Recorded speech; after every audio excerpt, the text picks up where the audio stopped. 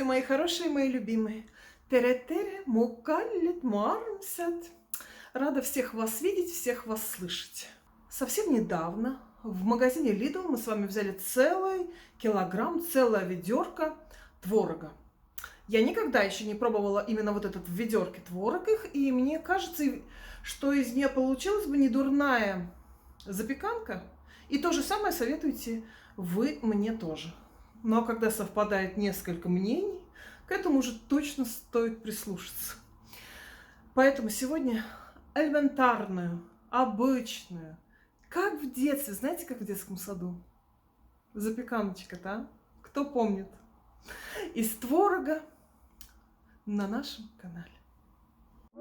Очень вкусные рецепты. Рекомендую. Мяу. Ну вот, примерно приготовила то, что мне надо будет для нашей запеканки. Надеюсь, вы вместе со мной сейчас сделаете это простое, такое легкое блюдо. Значит, вот из этого творога, творог польский, пилос, это польская молочная, я так понимаю, молочка вся у них в самом Лидле. И мы возьмем с вами целую коробку, здесь килограмм ванильного сахара, обычного сахара. На килограмм я беру 4 яйца. Цедра лимона, изюма возьму. В этой баночке из-под джема Lidl теперь у меня хранится сметана. Нам понадобится, ну не знаю, несколько столовых ложек. И вместо муки и манки, не хочу класть ни муку, ни манку, я положу овсяные отруби. Вот как это правильно на русском звучит. Отруби. У меня есть пшеничный, а есть овсянка. Но овсянка, я думаю, полезней. Это будет у нас такой для связки, а не вся эта манка и мука. Так, ну что первым делом делаем? Первым делом посмотрим, что за творог нам достался. Открою вместе с вами, потому что я еще даже не смотрела, в каком он виде этот творог. Вообще, ух ты, красиво как! Что он вообще из себя представляет? Вау, да здесь действительно только чизкейк делать. Вы посмотрите, какая консистенция. Ой, не надо ничего протирать ни через какие сито. У нас с вами сразу все роскошно, шикарно. И сразу у меня мысль о том, что действительно следующий мог бы быть и чизкейк. Как будто протерт через сито шикарный творог. Ладно, раз нам не надо его протирать, даже это нам делать не надо. Мы промоем с вами изюм. Вот у меня в пакетике немножко. Я его промою сейчас и залью горячей водой минут на 10. И с изюмом я покажу вам один лайфхак. Сейчас мы его моем и заливаем, а потом я вам расскажу один секрет. Часто изюм в выпечке горит и становится такой черный и неприятный. Так вот, я расскажу вам секрет, чтобы этого не было. И моя мама меня научила этому секрету.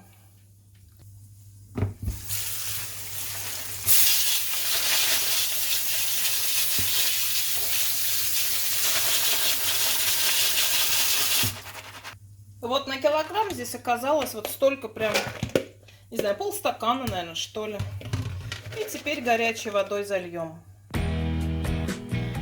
Пусть постоит минут 15. А теперь весь этот творог из ведерка. Ну вот смотрите, это же просто шикарно. Перекладываем его вот в такую глубокую миску. И теперь все просто. Теперь всего по 4. Мы кладем 4 столовые ложки сметаны. Прям с горкой так много. 4 столовые ложки сметаны. 4 яйца. Просто разбиваем там. Отделим белки от желтков. И желтки добавляем к нашему творогу. Здравствуй, дружок. Здравствуй, дружок. Без тебя, конечно, не обходится даже запеканка, я понимаю. Но мне кажется, тебе сегодня здесь не очень интересно.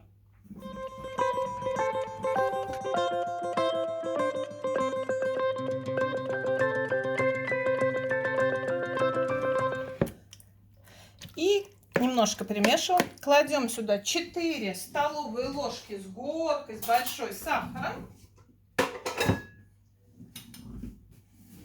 Щепоточку соли мы положим одну. Раз, два,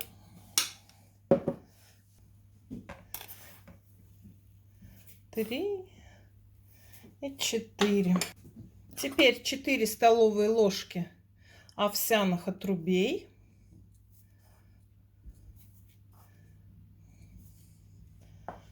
И натрем цедру одного лимона.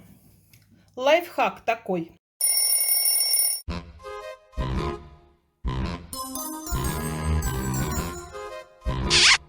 Чтобы хорошо натирался лимон и был душистый, надо его сначала вымыть горячей водой, прежде чем натирать. Ну и сами знаете, чтобы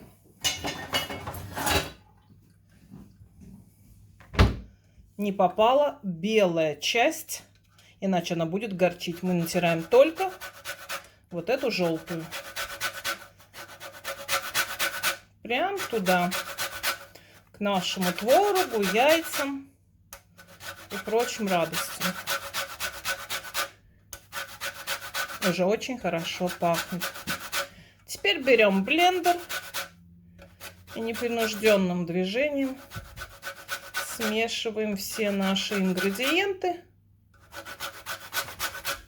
в однородную массу.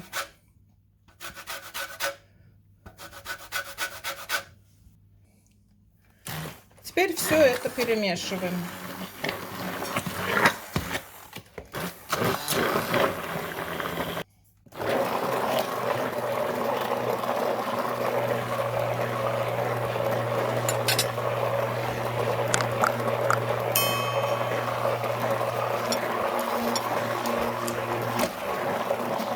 Чуть не забыла ванильный сахар. Ванильный сахар обязательно тоже кладем. Ой, как сразу запахло. Это была бы непростительная ошибка, если бы я забыла. Цедра лимона, ванильный сахар. Не смотрите на то, что она вот такая жидковатая. Все застынет и будет как суфле, когда вынешь из духовки. Единственное, чего у нас с вами здесь еще нет, это белков. Белки мы сейчас с щепоткой соли. Щепоточка соль деликатесный. Белый мелко йодированный. Теперь это деликатес. И взбиваем.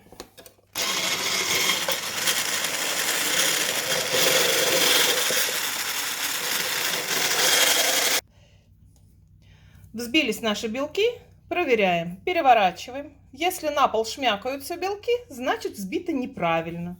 Если не шмякаются, все правильно. Это была шутка. Но прежде чем мы введем белки в наше тесто, я вам расскажу обещанный лайфхак с изюмом.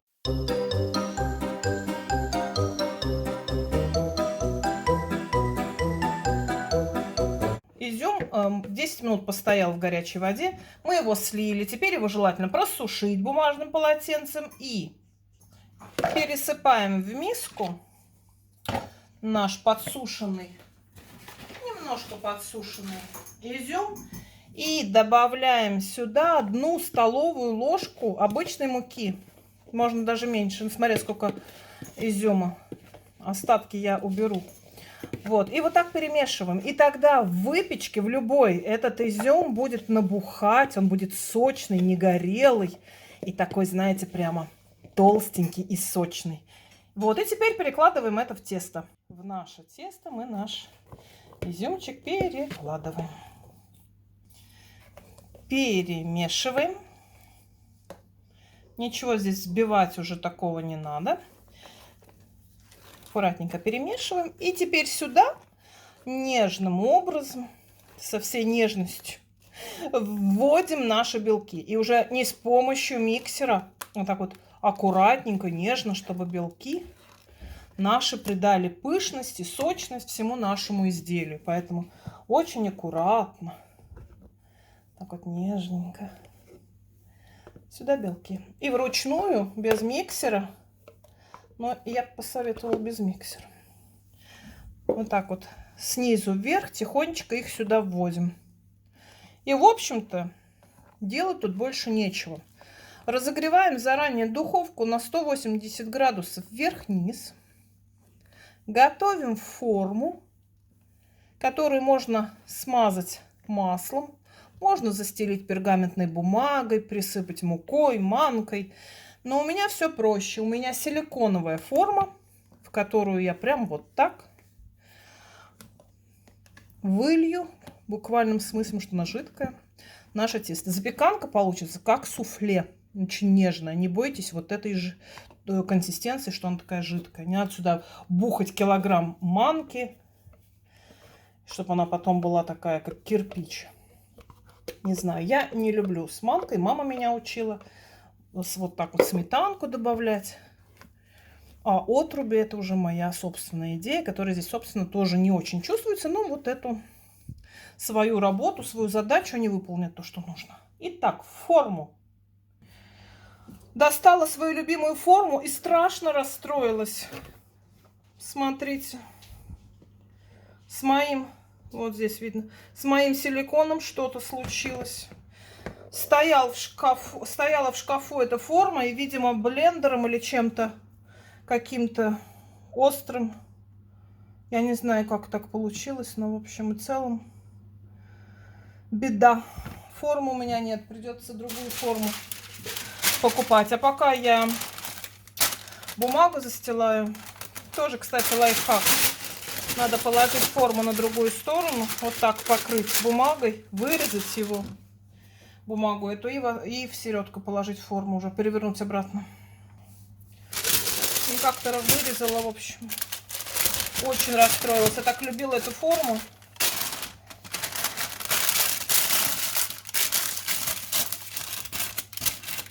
Чем-то острым прорезалась. Наверное, вот этот нож блендера надавилась или что.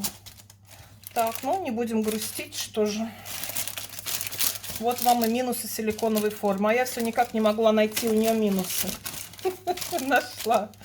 Так, теперь мы с вами сюда наше тесто переложим.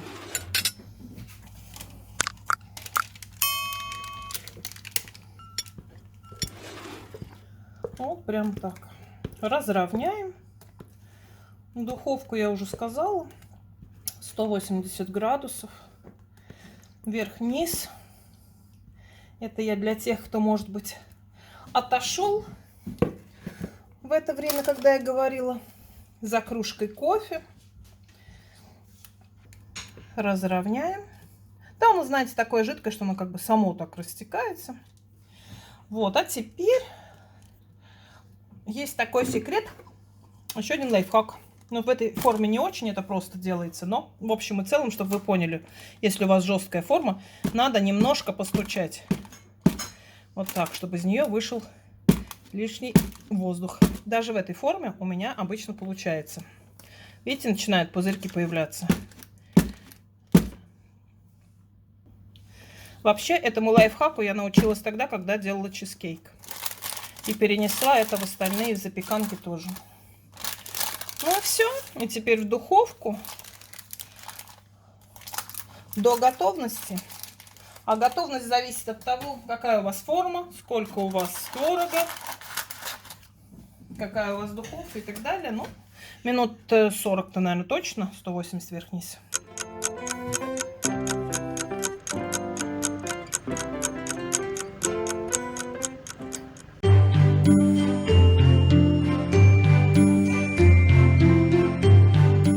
Прошло время.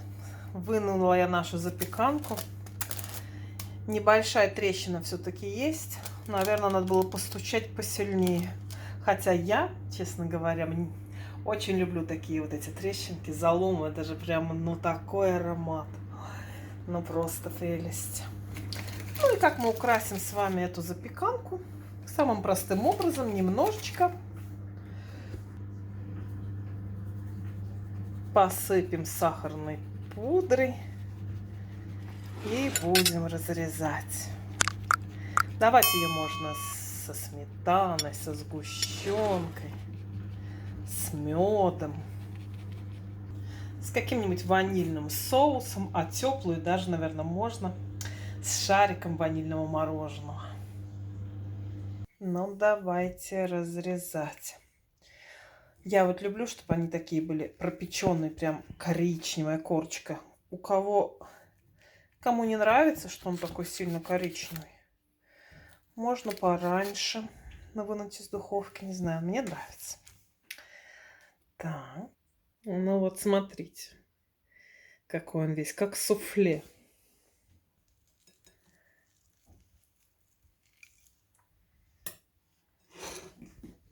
О, красота! Как он пахнет! Этот кусочек, я имею в виду. Она, запеканка, кусочек пахнет. Просто невероятно, смотрите, какой. Давайте пробовать, давайте пробовать. Чувствуете, да, какой он прям такой? О, не то, что я все он да он-то. Она. И ты пришел. И ты будешь пробовать запеканку, да? И ты будешь пробовать. Ты мой зайчик сладкий. Ну вот не представляете, какая вкусная запеканка. Мягкая вся, влажная такая.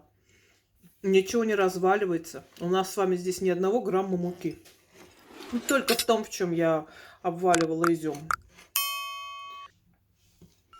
Прям настоящее суфле, а не запеканка. А рядом ложечку сметаны. Вот так вот. Как это вкусно, вы не представляете. Всем советую, рекомендую. Точно говорю, вам не пожалеете. И на завтрак, и на ужин, и на обед. Холодным, горячим в любом виде. Очень вкусно, серьезно. Да, ты согласен со мной? Согласен, зайчик мой? Ну.